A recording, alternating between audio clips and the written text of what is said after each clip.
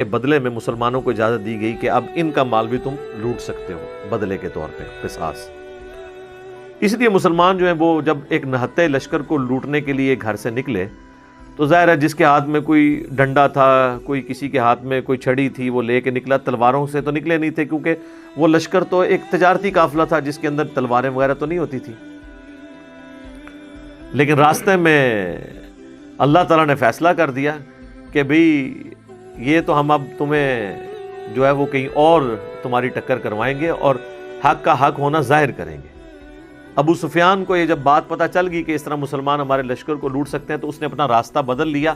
اور پیرلل میں اس نے ایک قاصد بھجوا دیا مکہ شریف کے تمہارے تجارتی قافلے کو خطرہ ہے، کیونکہ ساری روزی روٹی اسی کے ساتھ جڑی ہوئی تھی ان کی۔ وہ سارے اپنا جو سامان دیتے تھے وہ بیچ کے شام میں اور اس سے وہ پیسے یا اس کے بارٹر سسٹم تھا اس کے متبادل اور چیزیں لے کے آتے تھے۔ تو انہوں نے اپنے قافلے کے بچاؤ کے لیے پوری تیاری کر کے 1000 کا لشکر کیل کانٹے سے لیس، اسلحے سے لیس لے آئے اور یہاں مسلمان نہاتے تھے۔ اب مسلمانوں کے سامنے آفر تھی، قرآن نے کہا کہ تمہارا تو دل تھا کہ تم تجارتی قافلے کو لوٹتے، لیکن اللہ تعالیٰ ان 313 نہتے مسلمانوں کو ٹکروانا چاہتا تھا ان 1000 اسلحے سے لیس لوگوں کے ساتھ، تاکہ اللہ تعالیٰ اسے یوم الفرقان، حق اور باطل کی جیت کا جو فرق ہے، جو حق اور باطل کا فیصلہ کر دے کہ حق جو ہے وہ اس کی جیت ہے اور باطل کی شکست ہے۔ یہ نہیں تھا کہ وہ بالکل ہی اتنے گئے گزرے تھے کہ وہ بیچارے ایک تلوار بھی گھر سے نہیں لا سکتے تھے۔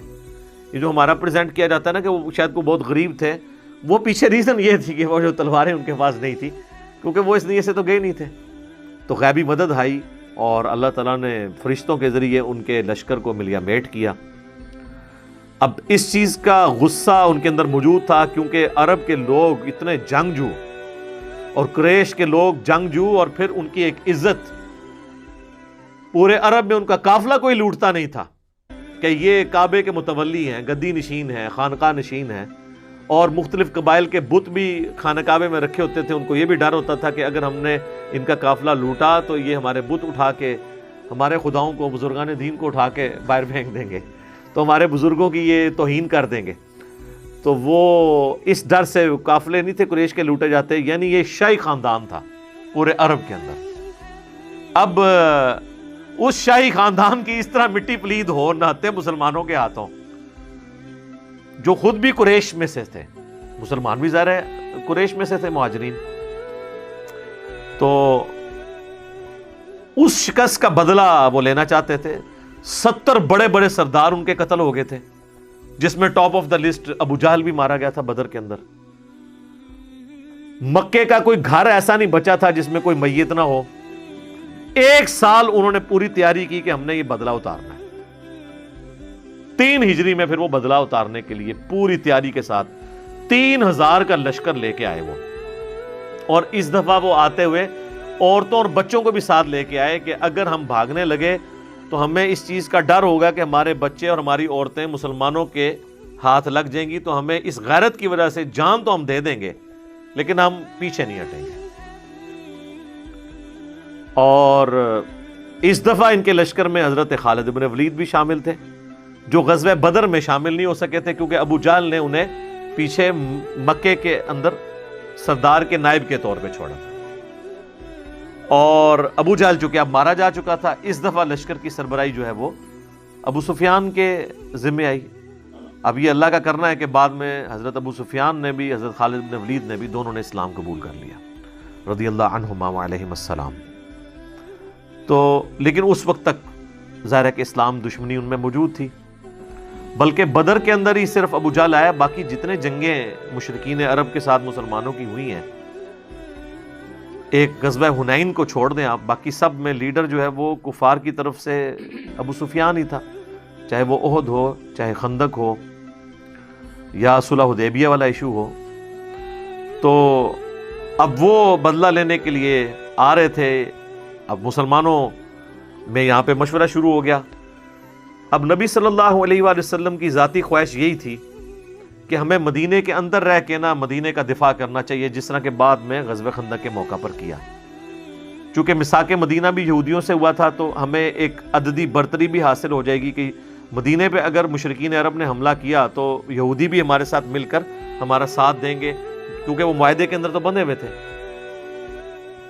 اور اگر ہم باہر نکلتے ہیں تو پھر ہمیں یہ مدد حاصل نہیں ہوگی۔ لیکن جو لوگ غزوہ بدر کے بعد انصار مدینہ نوجوان لڑکے مسلمان ہوئے تھے،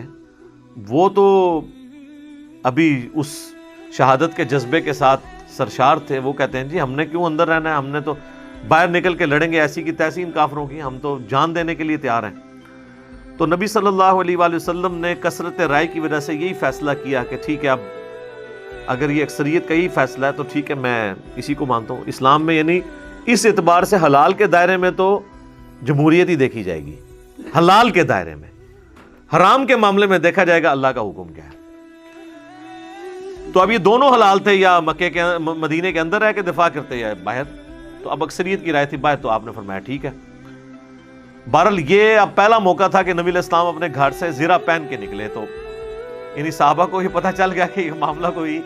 زیادہ سخت ہونے والا ہے۔ آپ نے یعنی خود بھی پہنا، وہ جو سر پہ وہ لوہے کی ٹوپی پہنی جاتی ہے، اور پھر نبی علیہ السلام کو صحیح بخاری میں آتا ہے خواب بھی دکھا دیا گیا تھا کہ آپ کے سامنے ایک گائے ذبح ہو رہی ہے جس کا کافی زیادہ خون نکلا ہے، تو آپ کو یہ پتہ چل گیا تھا کہ میرے کافی سارے اصحاب اس میں شہید ہو جائیں گے۔ لیکن ظاہر ہے کہ اللہ کی تقدیر کو تو کوئی نہیں ٹال سکتا نا۔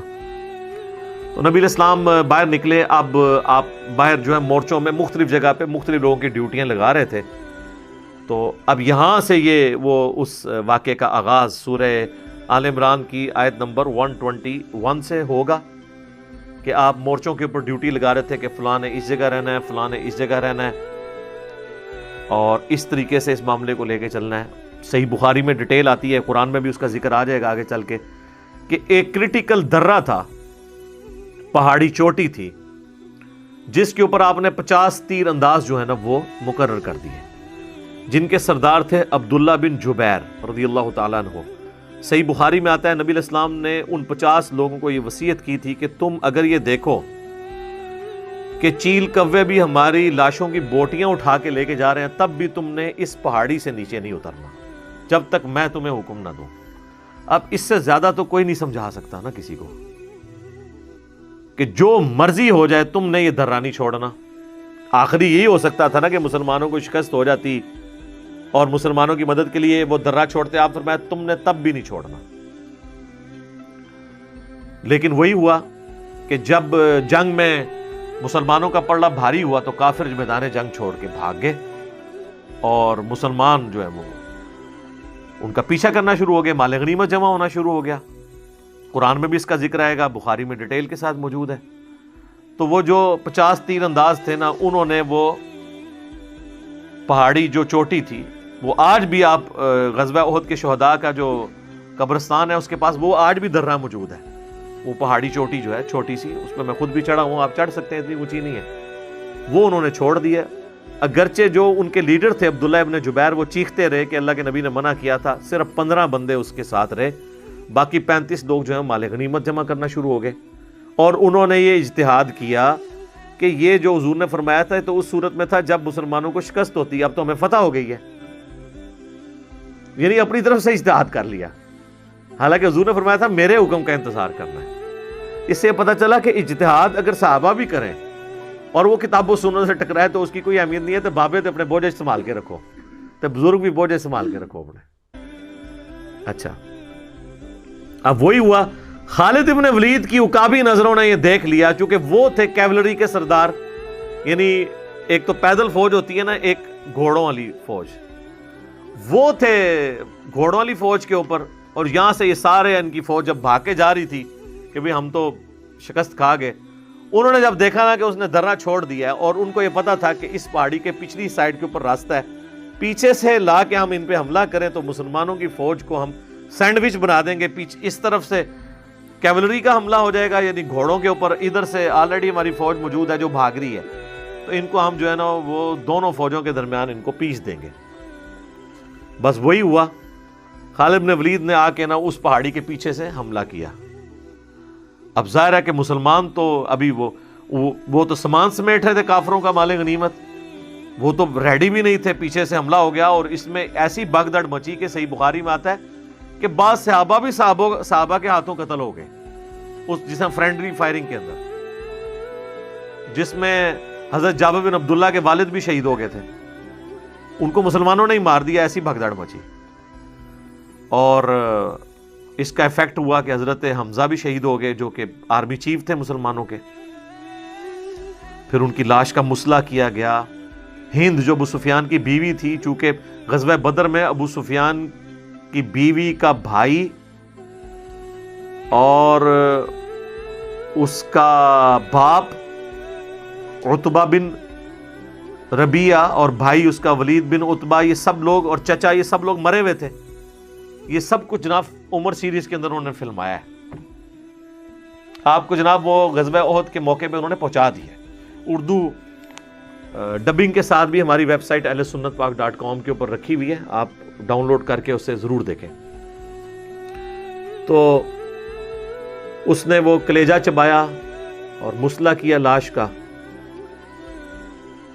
اور مسلمانوں کو ظاہر ایک تکلیف پہنچی۔ مدینے کا کوئی گھر نہیں تھا جس میں کوئی میت نہ ہو، اتنے مسلمان شہید ہو گئے انصار مدینہ۔ مسلمانوں کے حوصلے پست ہو گئے کہ جی کدھر بدر کی کامیابی اور کدھر احد کے اندر اتنی شکست، کہ سب سے بڑھ کر کے اللہ کے نبی علیہ السلام کی بھی شہادت کی خبر مشہور ہو گئی، قرآن میں اس کا بھی ذکر آئے گا۔ حتیٰ کہ کئی صحابہ نے تلواریں پھینک دی کہ اب تو حضور ہی فوت ہو گئے، اب ہم نے کس کے لیے لڑنا ہے؟ تو اللہ نے فرمایا کہ بھئی نبی تو پہلے بھی گزرے ہیں، اگر نبی علیہ السلام فوت ہو جائیں یا جنگ میں قتل کر دیے جائیں تو کیا تم اپنے دین سے الٹے قدم پھر جاؤ گے؟ ایسا تو نہیں ہے۔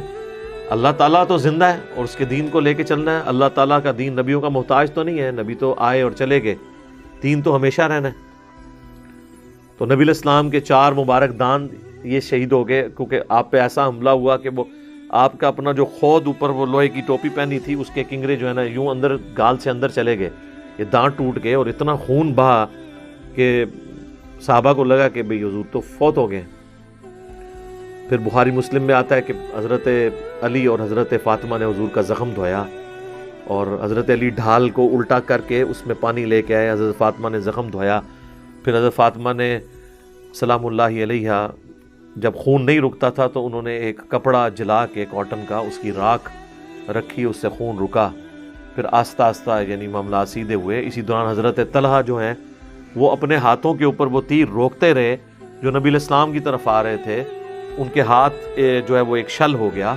پوری زندگی ان کا ایک ہاتھ یعنی ان کا نہیں تھا، اسی میں ہی ہوا اور جنت کما لی انہوں نے۔ اسی طریقے سے کئی انصاری صحابہ جو ہیں وہ حضور کو بچاتے بچاتے شہید ہو گئے یکے بعد دیگرے۔ اور پھر اسی دوران نبی علیہ السلام نے اور چند اصحاب نے جو آپ کے ساتھ تھے، حضرت ابوبکر، عمر، عثمان تو نہیں تھے، حضرت عثمان تو اس بھگدڑ میں جو ہے وہ فتنے کا شکار ہو گئے، فتنہ پنجابی والا نہیں، عربی والا، آزمائش کا۔ حضرت ابوبکر، عمر اور علی اور باقی چند سینئر صحابہ 12 کے قریب جو تھے حضور کے ساتھ تھے۔ تو پھر آپ پہاڑ کی طرف چڑھ گئے، اور ادھر خالد بن ولید تو کہنے لگا کہ بھئی اب کام ان کا ختم ہی کر جائیں تاکہ مسئلہ ختم ہو جائے۔ ابو سفیان نے کہا کہ نہیں، یہ پہاڑ کے اوپر ہے، ہم اگر ان کا پیچھا کریں گے، یہ اوپر سے صرف پتھر بھی مارنا شروع کریں تو ہمیں نقصان ہو سکتا ہے، ہم نے بدلہ لینا تھا، لے لیا۔ تو پھر وہ واپس چلے گئے۔ پھر حضور علیہ السلام نے، صحیح بخاری میں آتا ہے، بعض اصحاب کو پیچھے بھیجا کہ تم نے جا کے اب ان کا تعاقب کرنا ہے، ایسا نہ ہو یہ پھر پلٹ کے واپس آ جائیں۔ تو اور یہ بھی ایک بہادری کی علامت تھی۔ پھر وہ پیچھا کرنے والے اصحاب میں بڑے بڑے صحاب حضرت علی اور باقی لوگ تھے جو پیچھے تک گئے، ان کے لیے بھی قرآن میں پھر اللہ تعالیٰ کی طرف سے آیا کہ یہ لوگ تھے جنہوں نے حضور کا ساتھ دیا اور کافروں پہ رعب ڈال دیا۔ پھر وہ واپس مڑ کے انہوں نے دیکھا نہیں ہے۔ اور بہرحال اس میں کئی غلطیاں ہوئیں جس کا خمیازہ پھر مسلمانوں کو بھگتنا پڑا، حتیٰ کہ جو حضور علیہ السلام کے دانت شہید ہوئے اس وقت آپ علیہ السلام کی مبارک زبان سے بھی ایک بات نکلی کہ اللہ ایسی قوم کو کیسے ہدایت دے سکتا ہے جنہوں نے اپنے نبی کا چہرہ خون سے رنگ دیا۔ تو اللہ تعالیٰ نے سب سے پہلے جب گرفت فرمائی تو اپنے محبوب کے اوپر فرمائی، لیس لک من الامر شیء، اے نبی آپ کو کوئی اختیار نہیں ہے کسی معاملے میں، اللہ چاہے تو ان کو معاف بھی کر دے۔ اور وہی خالد بن ولید جس کی وجہ سے حضور کے دانت شہید ہوئے، اسی مبارک زبان سے خالد بن ولید کے لیے سیف اللہ کا لقب ملا اور وہ مسلمان بھی ہو گئے۔ تو یہ سارا میں نے ایک بلو پرنٹ آپ کے سامنے رکھ دیا ہے۔ اب آپ یہ آیات ہم جلدی جلدی کور کریں گے تو آپ کو اندازہ ہو جائے گا کہ میں نے جتنی باتیں بتائی ہیں آلموسٹ اس میں سکیٹرڈ فارم میں موجود ہیں۔ بہرحال اس میں ایک بہت بڑا اور واقعہ بھی ہوا تھا کہ عبداللہ ابن ابی جو منافق تھا وہ اپنے ساتھ لشکر لے کے الگ ہو گیا بیچ میں سے. مسلمان یعنی جو ان میں سے آپ سمجھ لیں کہ ان کی ایک اعتبار سے کمر ہی ٹوٹ گئی, ٹھیک ہے, کہ وہ اپنے لوگوں کو لے کے سائیڈ پہ ہو گیا. تو ان کا ذکر بھی اللہ تعالیٰ نے اشارتاً اس میں کیا ہے, ان منافقین کا جنہوں نے مسلمانوں کی جمعیت کو نقصان پہنچانے کی کوشش کی. بہرحال اللہ تعالیٰ نے مسلمانوں کو اوورآل ایک فتح دی اور اس اعتبار سے کہ اپنا وعدہ پورا کیا, لیکن بعد میں اپنی غلطی کی وجہ سے ان کو ایک آزمائش سے بھی گزرنا پڑا. تو یہ بڑا ضروری تھا کہ اللہ تعالیٰ اس کے اوپر مسلمانوں کی دل جوئی بھی کرتا, غلطی کو ہائی لائٹ کرتا, لیکن ظاہر ہے کہ تمام دل دکھے ہوئے تھے, اور ظاہر ہے کہ جن لوگوں نے بدر کی فتح دیکھی تھی, احد کی شکست سے کئی لوگوں کے ایمان بھی متزلزل ہو گئے ہوں گے. تو اس اعتبار سے ضروری تھا کہ اللہ تعالیٰ ان ساری چیزوں کو ایڈریس کرتا. تو عبداللہ بن ابی کا وہ جو 300 کا لشکر لے کے لادہ ہوا تھا, اس کا ذکر بھی اس کے اندر موجود ہے. پیچھے پھر 700 کے قریب مسلمان رہ گئے.